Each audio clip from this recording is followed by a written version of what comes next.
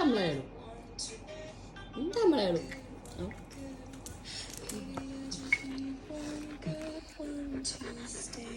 ทำอะไรลูกทำอะไรอยากมาหาม่ามีสำหรับพี่นะพี่ว่า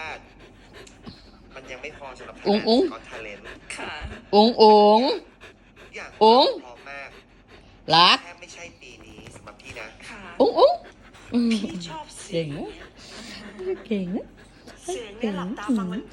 ยูนิคมากมันมีเอกลักษณ์เฉพาะตัวที่มันมาพร้อมกับตอนเราเกิดเลยแบบนี้เลยเราไม่สามารถแต่งเสียงหรือบีบเสียงให้เราเป็น